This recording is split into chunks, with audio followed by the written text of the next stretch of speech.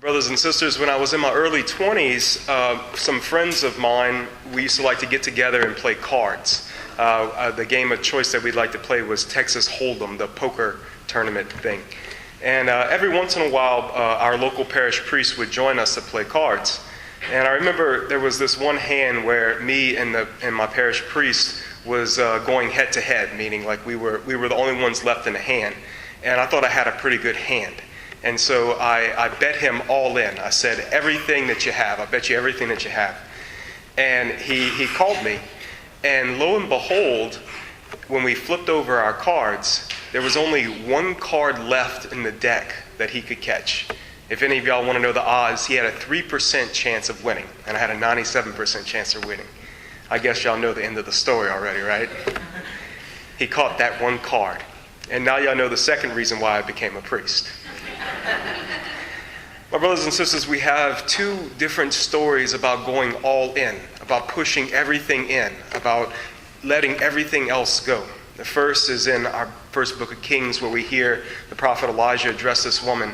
And I think we see in this woman desperation.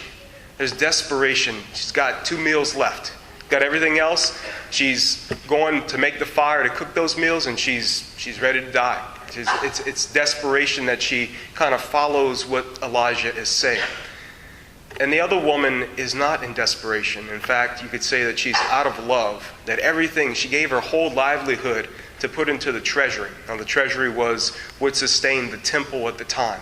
So she did it out of her own love, out of her own freedom in that way.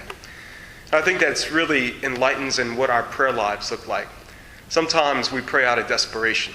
I know I've prayed out of desperation many, many times. And God sometimes answers, though God always answers prayers. Sometimes God affirmatively answers those prayers. But that's not the normal way that we should be doing things, right? Desperation shouldn't be the way that we're acting with God. It should be out of freedom. It should be out of love.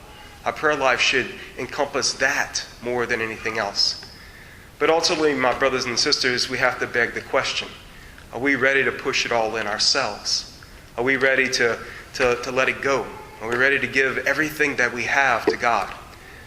I ask myself that question all the time, and sometimes the realistic answer is no. I kind of like my possessions still. I'm not there yet. And I don't think many of us are there yet. We're not the Franciscans that live up the bayou that don't have anything. But we're getting there. We're on the way to getting there. And that's the grace of God working in our lives. That these things on earth, they're not as important as they used to be.